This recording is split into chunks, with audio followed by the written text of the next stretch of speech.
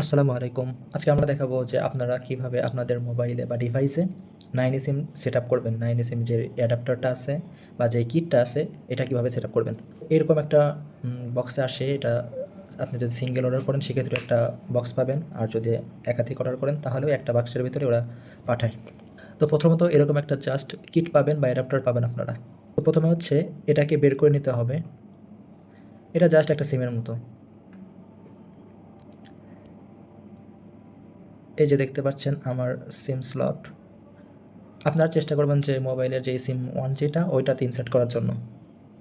তো আমার হচ্ছে সিম ওয়ান উপরেরটা, আমি উপরেরটাই ইনসার্ট করলাম এবং এখন ফোনের ভিতরে ইনসার্ট করব।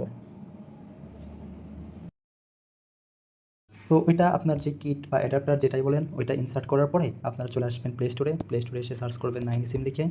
দেন এই যে এই অ্যাপসটা, এটা আপনাদের মোবাইলে ইনস্টল করবেন। আমার ইনস্টল আছে তাই আমি ওপেন দিয়ে দিলাম।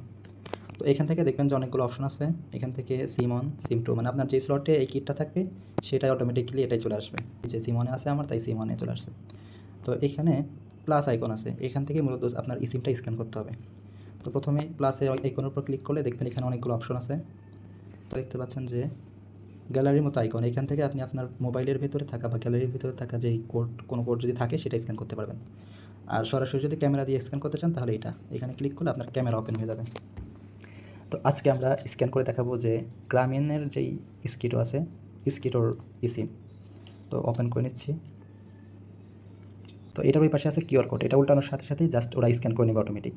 তো আমি দেখাচ্ছি, জাস্ট এই যে কিউআর কোডটা ধরলাম, হয়ে গেছে স্ক্যান। এখানে আপনারা দেখবেন নিচে কন্টিনিউ আছে, কন্টিনিউতে ক্লিক করবেন। এই যে চলে আসছে গ্রামীণ ফোন, ডাউনলোড দিতে বলতেছে। ডাউনলোডে ক্লিক করলে এটা সিমের প্রোফাইলটা আমার এই কার্ডের ভিতরে ডাউনলোড হয়ে যাবে। তো তার আগে আমি দেখাই দিই যে আমার মোবাইলে কিন্তু এখন বর্তমানে কোনো সিম নাই।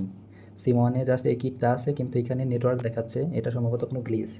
বাট নেটওয়ার্ক দেখালেও এখানে দেখাচ্ছে নো নেটওয়ার্ক কানেকশন। এই কিটে অন্য একটা এয়ারটেল সিম আমার স্ক্যান করা ছিল, তো যে কারণে এখানে নেটওয়ার্ক দেখাচ্ছে বাট নো নেটওয়ার্ক কভারেজ, এটা জাস্ট একটা গ্লিচ। এখানে ডাউনলোডে ক্লিক করলাম। তো দেখতে পাচ্ছেন যে ডাউনলোডে ক্লিক করার পরে এই যে ইনস্টল সাকসেসফুল হয়ে গেছে। তো এনাবেল প্রোফাইল নাওতে ক্লিক করলে আমার এইটা, এই যে এখানে ক্লিক করলে আমার এটা এনাবেল হয়ে যাবে সিমটা। আর আপনারা চাইলে নিজেদের মতো নাম, সিমের নাম কাস্টমাইজ করে নিতে পারেন, জিপি রবি হোয়াট এভার আপনাদের যেটা ইচ্ছা। তো আমি এনাবেল সিম নাও করে দিলাম। দেখতে পাচ্ছেন যে আমার নেটওয়ার্কে এই যে এখন নেটওয়ার্ক চলে আসবে। ইমার্জেন্সি ছিল তখন, এখন দেখতে পাচ্ছেন যে 4G চলে আসছে অলরেডি। 4G প্লাস গ্রামীণ ফোন চলে আসছে, এই যে দেখতে পাচ্ছেন। তো এইভাবেই সেট আপ করতে হয়। আপনারা চাইলে এই যে এখানে ক্লিক করে সিমটা অন অফ করতে পারবেন, এবং এইভাবে চাইলে একের পর একাধিক আপনি সিম এখানে যুক্ত করতে পারবেন অনেকগুলো।